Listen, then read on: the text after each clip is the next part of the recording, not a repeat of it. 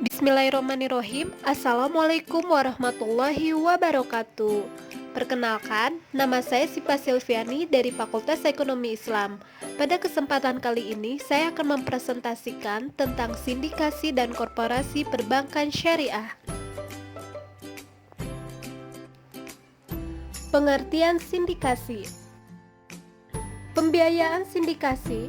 Secara definitif, pembiayaan sindikasi merupakan beberapa bank yang bergabung untuk menyalurkan pembiayaan skala besar. Pembiayaan sindikasi menurut Adi Warman Karim dalam bukunya Bank Islam Analisis Fikih dan Keuangan, pembiayaan sindikasi adalah pembiayaan yang diberikan oleh lebih dari satu lembaga keuangan bank untuk satu objek pembiayaan tertentu.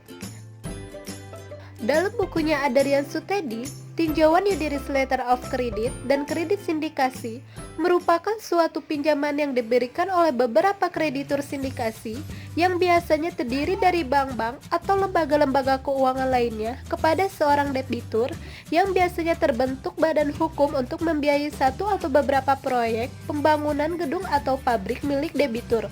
Pinjaman tersebut diberikan secara sindikasi mengingat jumlah yang dibutuhkan untuk membiayai proyek tersebut sangat besar, sehingga tidak mungkin dibiayai oleh kreditur tunggal.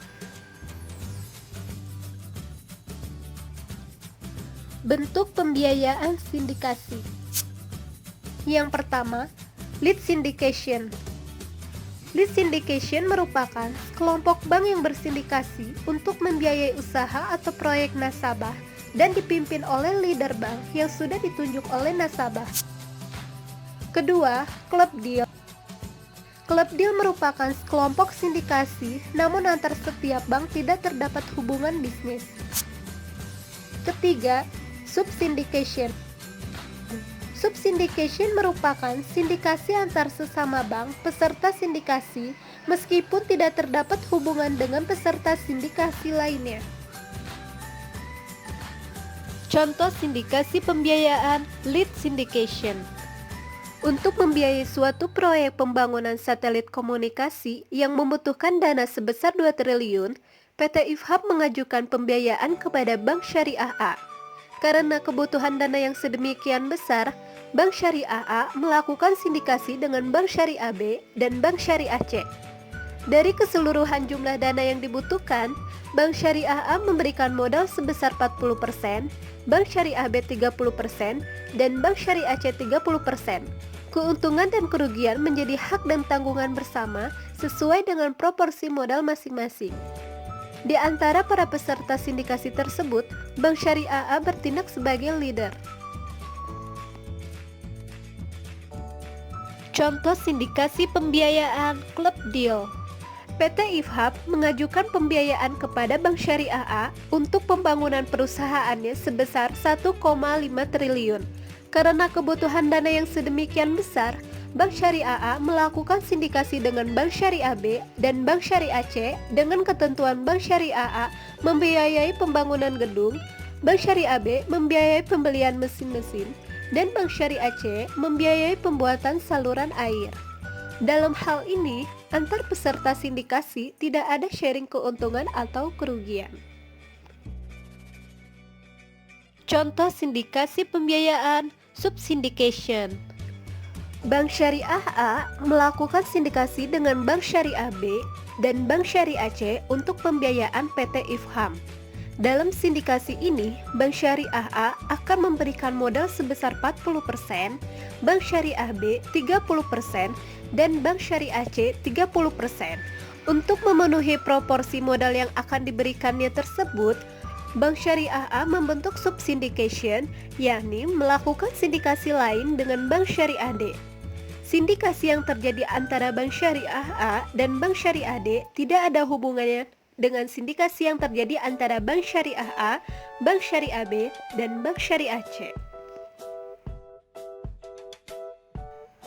Tujuan pembiayaan sindikasi.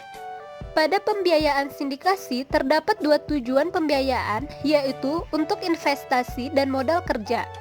di mana setiap pembiayaan menggunakan akadnya masing-masing. Akad pada pembiayaan investasi adalah akad murabaha, IMBT, dan MMQ. Sedangkan untuk modal kerja menggunakan akad musyarakah, mudharabah, kafalah, dan wakalah. Manfaat sindikasi yaitu spreading risk atau penyebaran risiko, convenience atau kemudahan, sharing expertise, berbagi pengalaman, bank relationship, membina hubungan bank, meningkatkan FBI, pendapatan ujrah atau fee. Keuntungan pembiayaan sindikasi. Dalam melakukan sindikasi, terdapat keuntungan bagi bank maupun nasabah. Keuntungan bagi bank yaitu mengelola BMPK, resharing dengan bank-bank lain, membangun hubungan kerja sama bank, meningkatkan FBI, reputasi, dan menjadi leading proses, serta membuat bank dapat diakui dalam pasar sindikasi.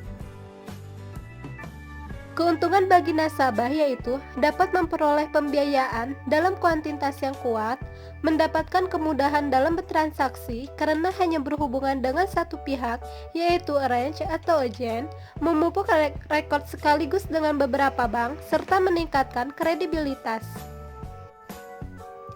Landasan hukum sindikasi. Landasan hukum yang diungkapkan oleh Dewan Syariah Nasional dalam Himpunan Fatwa Dewan Syariah Nasional Majelis Ulama Indonesia mengenai pembiayaan sindikasi adalah firman Allah dalam Quran Surah Syad ayat 24, dan sesungguhnya kebanyakan dari orang-orang yang bersyarikat itu sebagian dari mereka berbuat jolim kepada sebagian lain, kecuali orang yang beriman dan mengerjakan amal soleh, dan amat sedikitlah mereka ini. Rasulullah SAW berkata, Allah Subhanahu wa Ta'ala berfirman, "Aku adalah pihak ketiga dari dua orang yang bersyarikat selama salah satu pihak tidak mengkhianati pihak yang lain. Jika salah satu pihak telah berkhianat, aku keluar dari mereka." Menurut ketentuan hukum dalam fatwa tersebut dijelaskan bahwa pembiayaan sindikasi antara sesama lembaga keuangan syariah atau antara sejumlah lembaga keuangan syariah dengan sejumlah lembaga keuangan konvensional boleh dilakukan dengan syarat tetap mengikuti ketentuan-ketentuan atau aturan-aturan yang terdapat dalam fatwa tersebut. Macam-macam akad dalam sindikasi. Yang pertama, akad mudharabah.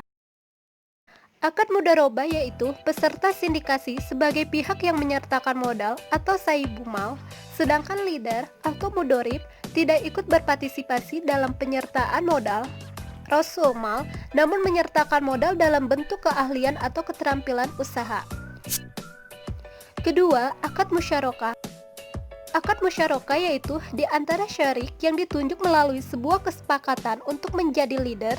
Peserta leader ikut berpartisipasi dalam pengumpulan modal atau rasulmal, dan leader yang berkedudukan sebagai pengelola berhak memperoleh pendapatan atau penghasilan tambahan dengan akad tersendiri.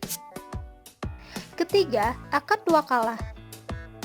Akad wakalah yaitu peserta sindikasi sebagai mewakil dan leader berkedudukan sebagai wakil.